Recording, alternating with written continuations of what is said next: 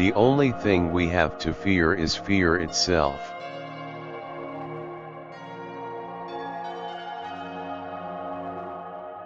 The test of our progress is not whether we add more to the abundance of those who have much, it is whether we provide enough for those who have too little.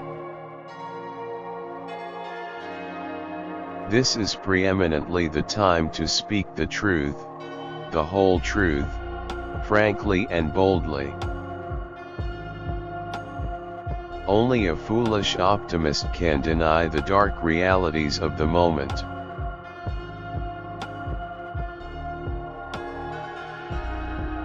In these days of difficulty, we Americans must and shall choose the path of social justice, the path of faith, the path of hope, and the path of love toward our fellow man.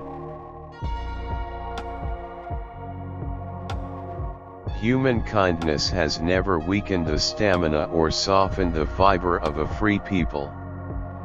A nation does not have to be cruel to be tough. A radical is a man with both feet firmly planted in the air. A conservative is a man with two perfectly good legs, who, however, has never learned to walk forward. A reactionary is a somnambulist walking backwards. A liberal is a man who uses his legs and hands at the behest of his head.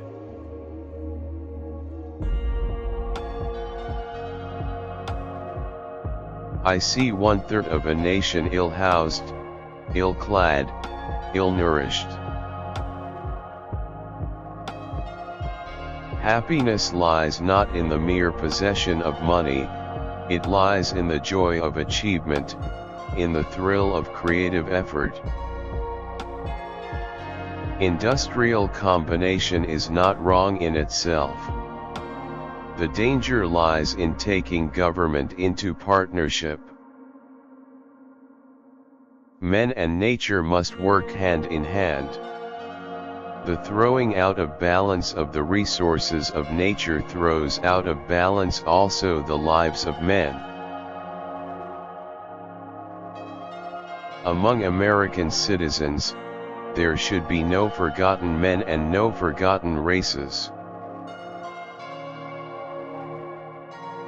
This generation of Americans has a rendezvous with destiny.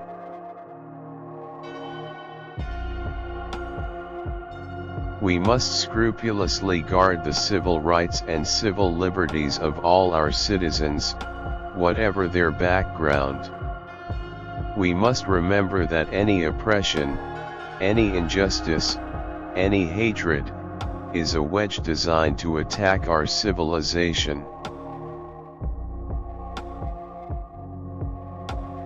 They who seek to establish systems of government based on the regimentation of all human beings by a handful of individual rulers, call this a new order. It is not new and it is not order. I propose to create a civilian conservation corps to be used in simple work, more important, however, then the material gains will be the moral and spiritual value of such work.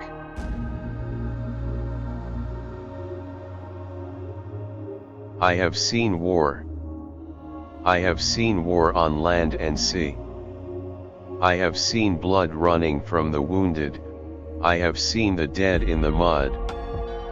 I have seen cities destroyed, I have seen children starving. I have seen the agony of mothers and wives. I hate war. Unless the peace that follows recognizes that the whole world is one neighborhood and does justice to the whole human race, the germs of another world war will remain as a constant threat to mankind. We must be the great arsenal of democracy.